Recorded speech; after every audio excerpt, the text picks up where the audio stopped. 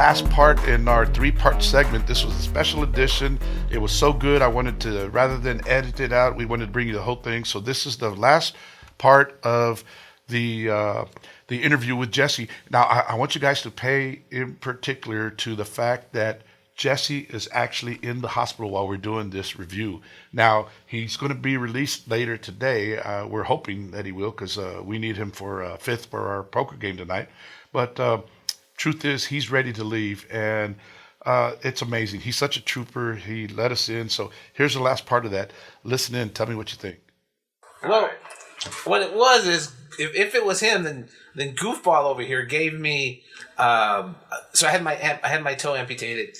So they had like a benefit for me, and he brought me.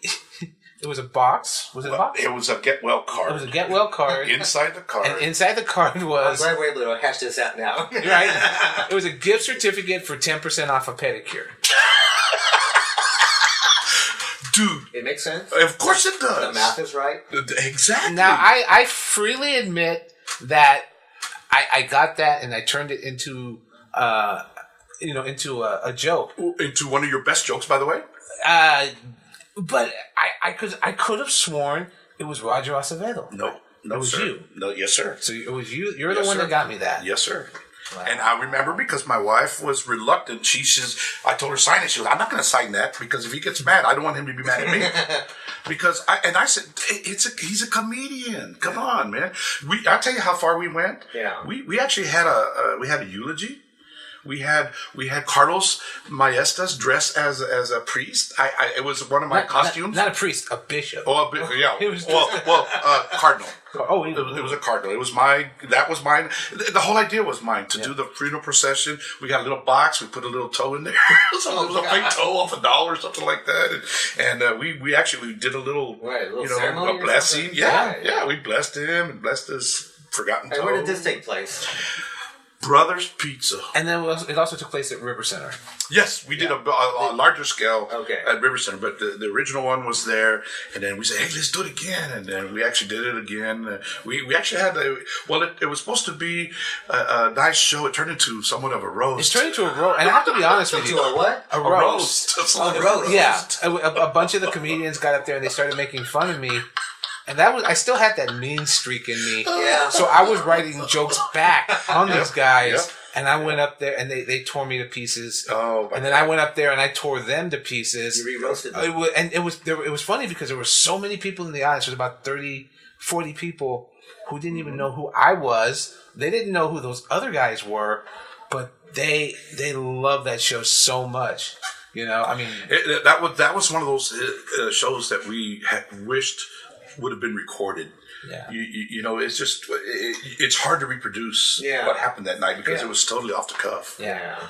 It's funny. I mean, you're making me think about how the time that you started comedy and now today with the internet and technology advancing, now all of a sudden anyone can really kind of put comedy together like we're doing today and put it to the internet. Otherwise, these kinds of situations would never be heard, these funny situations and stuff. Yeah, like he's right. Roy is right. I really wish that we could have gone back and just put a mic in when all the comics were out in front of Socorro's or wherever we were, and we're just sitting up there, we're just riffing on each other. Well, the thing is, a lot of times we try to recreate, but it's like a movie. There's nothing like the original. The sequel is never the same, and you could do it. And now, because nobody was listening, the guys spoke more freely and more openly about things. One of the things we used to talk about, and we still talk about today, is joke stealing. That's one of the things that somebody just told me the other day that B. Brown was telling me that he went and did an open mic on a Tuesday, and then on a Thursday he went to another one, and there was a guy who was at the show on Tuesday doing his joke on stage, almost verbatim. Wow. I said, hey, did you go up there and say something? He goes, nah, it's okay. It was one of my throwaways. It didn't work. Not when I started. Well, I tell you what, though, when we were at Socorro's, there was a guy there who, I'm not going to mention any names this time. George? No, it wasn't George. It wasn't George. But I did a joke, and then my wife and I, a couple of years later, we're watching TV, and the guy, I said, hey, that's that guy that was there at Socorro's that night. He comes out, and guess what he does? Your joke. He does my joke. Now, he changed it. It was more urban. It was more urban. Yeah. He spoke, But a different language, but it was the same I was gonna say, phrase. could that be a normal process for any No. kind of comedy bit that you're inspired by other comedians to do something similar? Even if he was inspired, he got inspired by the exact words that he used. You know what I mean? It's like if when somebody goes up and does pretty much the same joke. Yeah. That's what Carlos Mencia got into so much trouble with. Exactly. Which was almost. I don't know if that would have been good for you or not, because you didn't make the tour with him, did you? I did. Oh, you did? I was on tour with him for a good long while. And then Did any of that talk get back to you? Did they? But No. but you didn't copy anybody. You had your own unique style. Yeah, absolutely. And then, it's funny because the other comic that was on that tour, he was my mentor, and he was he shaped the way that I look at comedy. It's a comic. Who? Freddie Soto. Oh yeah. Yeah. Freddie was. Yeah, and if you knew comedy in the late, in the early 2000s, the late 90s, this guy was just incredible, and he would sit with me for hours, and we would talk about comedy as a craft, something that you have to work on, something you have to respect, something you have to revere. Well, it's an art. It's absolutely It is. It's absolutely an art. Richard and I have been trying to convince the Luminarios to let us do some comedy. Also, the performing arts. They do everything, but it's almost like comedy's like something different. It's almost taboo, and no, it's not. Yeah. It's not. That's the message we're trying to get across. Is hey, we're forms of entertainment as well. Right. And to me, it's probably how they say laughter is the best medicine. Whatever. That's our philosophy too. Is we want to go out and put people in a great stage, even if it's just for a couple of hours. And that's the other satisfaction, Richard. Not just not having to pay, or not always just being there, but the satisfaction I get out of seeing the people in the crowd actually having a good time and actually forgetting about everything for a while, sit down and enjoy. That's the thing. Just like any other art form, you're creating this unique experience, and people are enjoying what you created, and that's really the benefit for them, or for you as a creator, and you're creator. Exactly. Being able to do I was telling Richard that we went to Nyosa last night, and I had about 20, 25 business cards, and I went through them all. And ironically, we're talking about me, but at the same time, I'm marketing for my shows, for future shows, because I want those people to go and have a good time. And that's one thing it's funny. You perform in front of crowds, but yet you don't like crowds. I absolutely. I don't like being in a crowd. And this, my wife freaks out about this. Is that, and again, I don't know if it has to do with all the medical things that I've gone through. Because I haven't just had diabetes. I've had cancer. I survived that. And it did something to me. Is that where I get off and do my shows, and I just get nervous talking to people.